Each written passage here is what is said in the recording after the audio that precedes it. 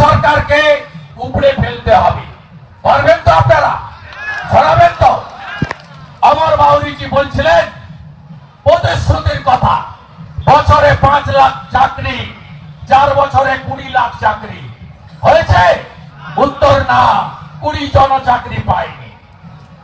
প্রতি মাসে গরিব, প্রতি বছর গরিব পরিবার, বিপিএল পরিবার 72,000 টাকা পাবে। এই মাসে চুলা কর্মসূচি, চুলা 2,000 টাকা করে বাড়ি প্রতি ঢুকেছে? ঢুকেনি। হেমন্তজি মমতাজির পাঠশালার ভালো ছাত্র। মমতা ব্যানার্জি ভোটের আগে 500 নাও, 700 নাও, ভোটটা আমায় দাও। আরেকটা জিনিসও হেমন্তজি আর মমতাজির মিল আছে। কি আছে? পরিবারবাদ। পরিবারবাদ।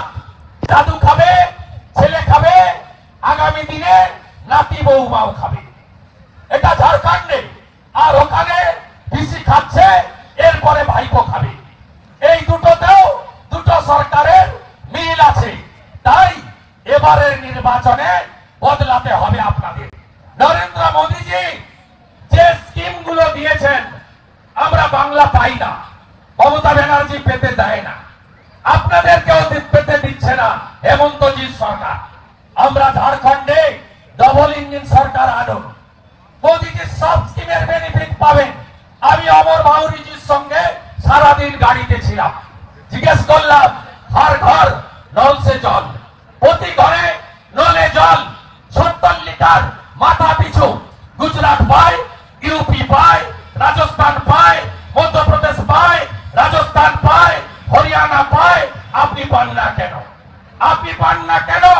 কেন হর ঘর নল সে জল আপনাদের কাছে পৌঁছায় না? বিজেপিকে আনতে হবে, হ্যাঁ কি না বলুন? তাহলে শপথ নিন, ভারতীয় জনতা পার্টিকে আনতে হবে। এখানকার জমি লুট বন্ধ চান, হ্যাঁ কি না বলুন? লাভ জিহাদ বন্ধ হোক, হ্যাঁ কি না বলুন? আমাদের সঙ্গে কারোর বিরোধ নেই, কিন্তু বাংলাদেশের রোহিঙ্গা মমতা ব্যানার্জি ঢোকাবে পশ্চিমবঙ্গে, আর পশ্চিমবঙ্গ থেকে ঝাড়খণ্ডে ঢুকবে। ঝাড়খণ্ডের ডেমোগ্রাফি, জনসংখ্যা সব বদলে যাবে। আপনি চান, হ্যাঁ কি না বলুন? আপনি আটকাতে চান তো রোহিঙ্গাদের, বাংলাদেশি অনুপ্রবেশকারীদের আটকাতে চান তো? যদি আটকাতে চান ভাজপা সরকার আনতে হবে। আমি পশ্চিমবঙ্গের নেতা, বিরোধী দল, অপোজিশন লিডার, 21-এর নির্বাচনে আমাকে হারাতে মমতা ব্যানার্জি গেছিলেন নন্দীগ্রামে। আমি মমতা ব্যানার্জিকে হারিয়ে কলকাতা পাঠিয়ে দিয়েছি। আমরা 39% ভোট পেয়েছি, 2,33,27,000 ভোট।